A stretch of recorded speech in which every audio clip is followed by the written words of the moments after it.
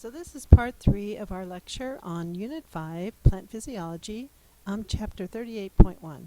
And we left off with double fertilization. So pollination is defined as when a pollen granule is transferred from the anther to the stigma. And so once that occurs, the pollen tube will grow down and it will enter into the embryo sac, and it will double fertilize, which means that as this sperm gametophyte is proceeding down the pollen tube, the generative cell actually goes through mitosis and produces 2 sperm cells. And those 2 sperm cells then perform that double fertilization. So one will fertilize the egg cell and the second will fuse with the polar nuclei. And you can see this picture is nice because it shows how there is a cell membrane in between the different types of cells within the ovule. And again, these were the polar nuclei, these are the antipodal cells, these are the synergid cells, and then this was the egg cell. So the egg cell will then become the zygote, and this polar nuclei and sperm, 3 nucleated cell, will become the endosperm. And the endosperm is what becomes the source of nutrients for the developing embryo within the seed. So examples of endosperm are a lot of the food that we associate with seeds and with fruit has to do with the endosperm. So for example, coconut milk is an example of a liquid endosperm. And the coconut meat is an example of a solid endosperm. Or with popcorn, for example, when we pop popcorn, the actual fluffy white part of the corn kernel is the endosperm. So the endosperm is a storage facility, basically, for all the nutrients the plant stores away to help the developing embryo. So we're going to take a look at a quick animation that sums up double fertilization. Flowering plants undergo an unusual reproductive process in which there are 2 fertilization events rather than just one. This double fertilization takes place between cells produced in the male reproductive organs, the anthers, and the female reproductive organ, the ovule. The ovule contains a reproductive cell called the megaspore mother cell, or megasporocyte. This cell is diploid and undergoes meiosis to produce 4 haploid megaspores. In most species, 3 degenerate, leaving 1 surviving megaspore. The 1 surviving megaspore then undergoes 3 rounds of mitosis to produce 8 haploid nuclei. Cytoplasmic divisions do not immediately follow the nuclear divisions, so the 8 nuclei initially share the same cytoplasm. This multinucleate structure is called the embryo sac. Within the embryo sac, cell walls form between most of the nuclei.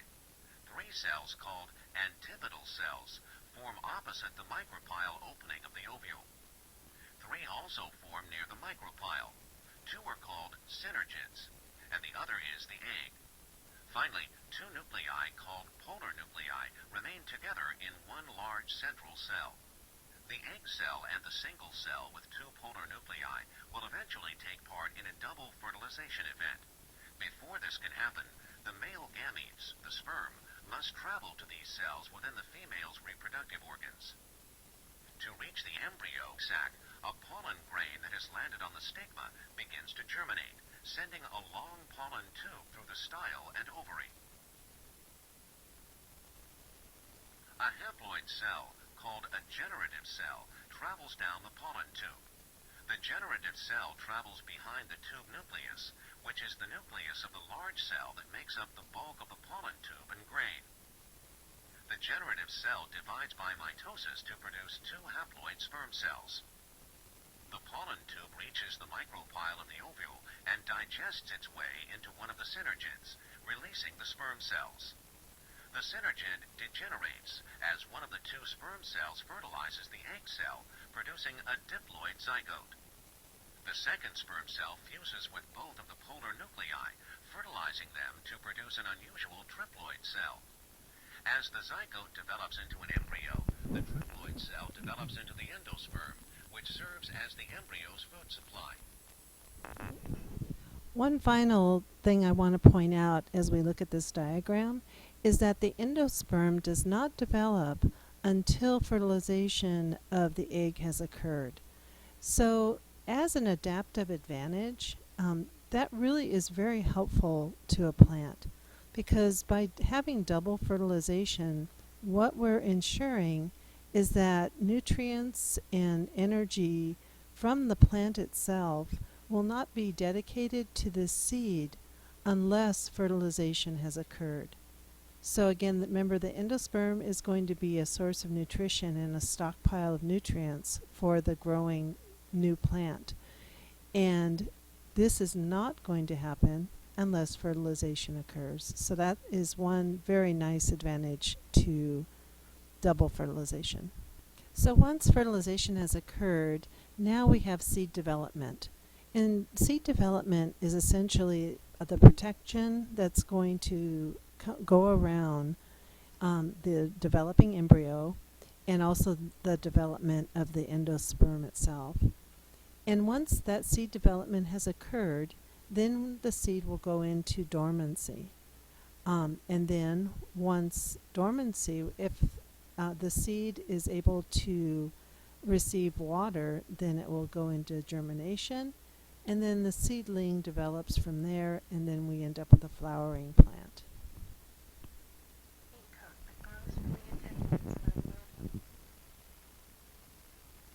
Taking food from its stalk, a developing seed expands its endosperm and embryo.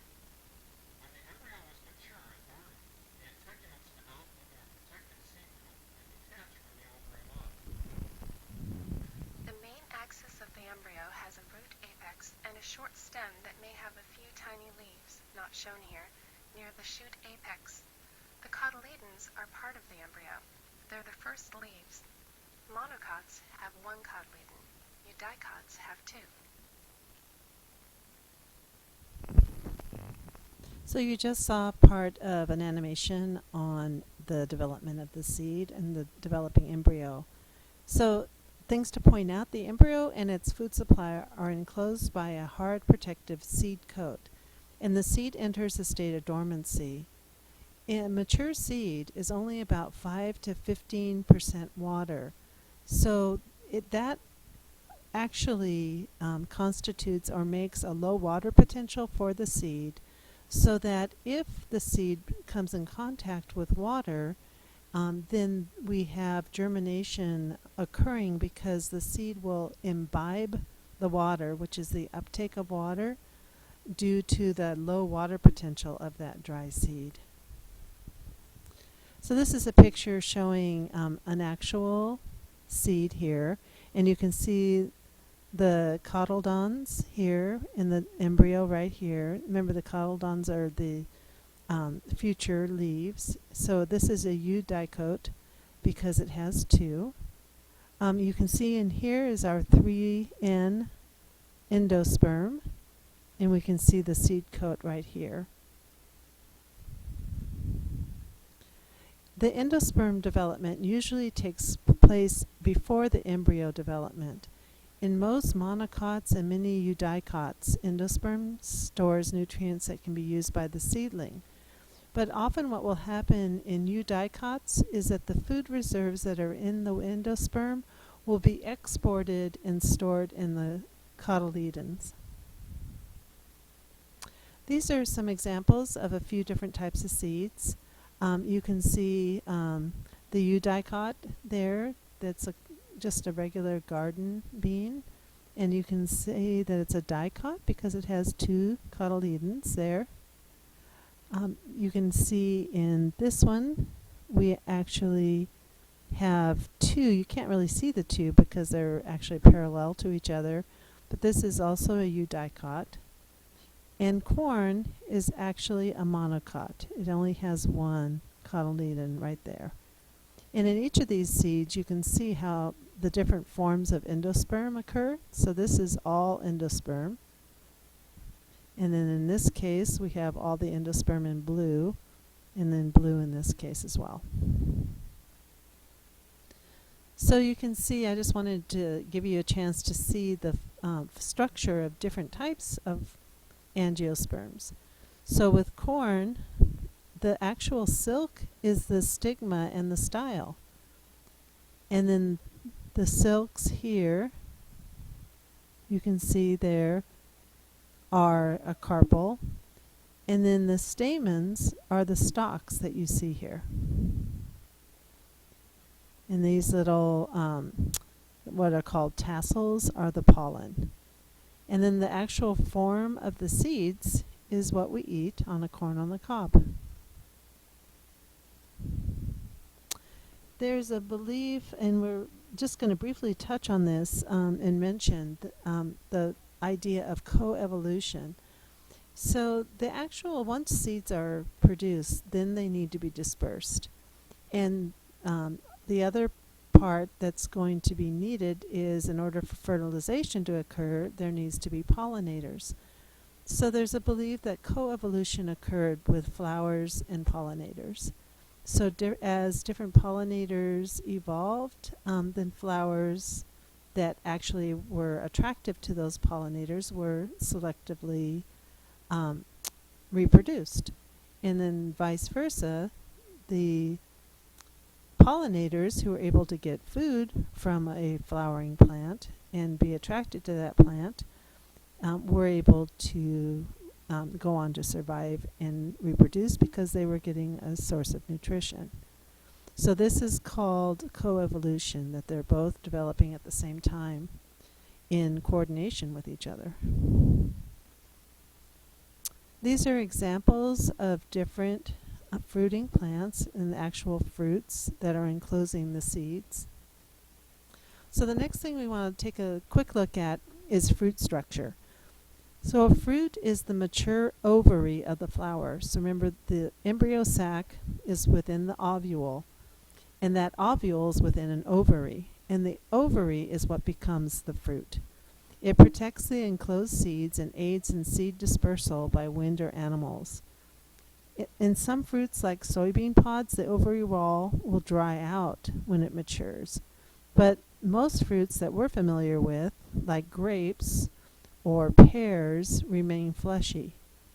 So fruits are classified based on how they develop, what they actually start from, what their flowers look like. So we have simple fruits, aggregate fruits, multiple fruits, and accessory fruits. And the definitions of each are found right here. So a simple fruit is going to have developed from a single or several fused carpels. So again, remember, the carpel is the female portion of the flower. So if there's a single carpel or a fused carpel with a number of different pistils together, then we have, or fused carpels making up the pistil, sorry about that. Then we end up with what's called a simple fruit. An example of that is a pea. An aggregate fruit, on the other hand, is going to result from a single flower that has separate carpels. So there are flowers that have separate carpels, more than one, that are not fused together. And when that occurs, we end up with what's called an aggregate fruit. So a raspberry is an example of an aggregate fruit. You can see each of the little circles in the raspberry, the little juicy segments, are the actual number of carpels that were in the original flower that this came from. And then within those is the ovary. And then the stigma is the actual little hairs that you see on the fruit there. A multiple fruit, on the other hand, is going to develop from a group of flowers that are called an inflorescence. So a pineapple is an example of a multiple fruit, where we have a number of different, these are all different flowers. All these little blue appendages that you see right here are all the different